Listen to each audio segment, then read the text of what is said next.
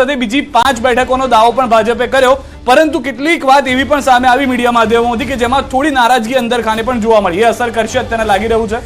ના, બિલકુલ નહીં. અંદર ખાને નારાજગીની વાત આવે ને તો હંમેશા કહું છું કે ભારતીય જનતા પાર્ટી એક આખા પરિવાર તરીકે જીવે છે. દરેકે દરેક કાર્યકર્તાઓ અંદર નાના મોટી કહેવાય ને કે મતભેદ હોઈ શકે, પણ મતભેદ અને મનભેદ અલગ વસ્તુ છે. બાકી જીતની વાત છે તો 25માંથી 25 સીટો અમે જીતીએ છીએ ને, 5 પેટા ચૂંટણીઓ વિધાનસભા ડેફિનેટલી ભારતીય જનતા પાર્ટી જંગી બહુમતીથી અમે જીતીએ છીએ, સારા એવા માર્જિનથી. અતુલભાઈ, અહીંયા આગળ એ પણ પ્રશ્ન થયો હતો કે જે લોકસભાના પ્રયાસ થઈ રહ્યા છે તેની સાથે સાથે વિધાનસભા જીતવાના પણ પ્રયાસ, જે બાય ઇલેક્શન છે તેમાં કોંગ્રેસ કઈ 5 બેઠકોમાંથી ટાર્ગેટ કરી રહી હતી કે જે જીતે એનો પૂરેપૂરો વિશ્વાસ છે પેટા ચૂંટણીમાં?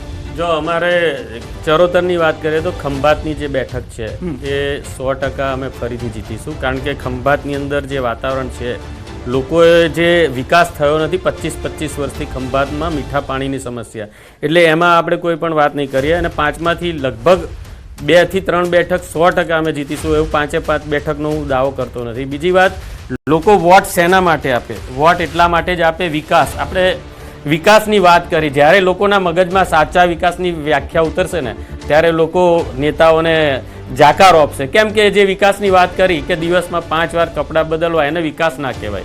બીજી વાત કે એવી જ રીતે આ જે રોડના કામ ચાલી રહ્યા હોય, 6 મહિનામાં કાર્પેટ વારંવાર કરવામાં આવે, એકચ્યુઅલી 4 થી 5 વર્ષ રોડ ટકવો જોઈએ, એ રોડ ટકતા નથી અને દર વર્ષે રોડને નવા બનાવવા પડે છે. એટલે લોકોના મગજમાં જ્યાં સુધી ટેકનિકલી આ મુદ્દા ઉતરશે ને ત્યાં સુધી ભારતીય જનતા પાર્ટી ગુજરાતની અંદરથી હટવાની નથી. અને અમે સંપૂર્ણ પ્રયાસ આ વખતે કર્યો છે લોકોને જાગૃતિ, લોકોની જે સમસ્યાઓ છે, બેરોજગારીની સમસ્યાઓ છે, મહિલાઓની જે સમસ્યાઓ છે, ખેડૂતોની સમસ્યાઓ છે, આ બધા મુદ્દા લઈને અમે નીકળ્યા છે. અમે ખોટી વાતો નથી કરી કે જનતાને અનુલક્ષીને જે અમારા ન્યાયપત્ર લઈને નીકળ્યા.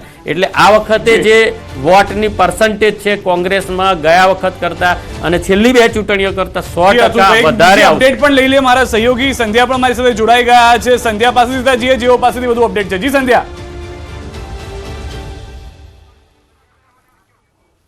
તો બિલકુલ, બસ હવે થોડી જ મિનિટોની વાર છે, લગભગ 10 મિનિટની વાર છે અને 10 મિનિટમાં એ મત ગણતરી પણ શરૂ થઈ જવાની છે. સૌથી પહેલા બેલેટ પેપરની શરૂઆત થશે, એટલે બેલેટ પેપરની ગણતરીની શરૂઆત થશે. એટલે થોડીક જ આ મિનિટોની વાર છે. મહાસંગ્રામ અને 2024માં કોની બનશે દેશમાં સરકાર, એ પણ ખ્યાલ આવી જશે.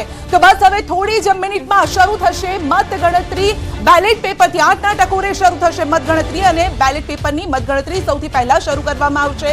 પોસ્ટલ બેલેટ એટલે કે જે પણ સરકારી અધિકારીઓ છે ને જેઓએ પોસ્ટલ બેલેટની પસંદગી કરી છે, જે લોકો દૂર રહી રહ્યા છે તે લોકોએ જે મત આપ્યા છે તેની શરૂઆત થશે ગણતરી.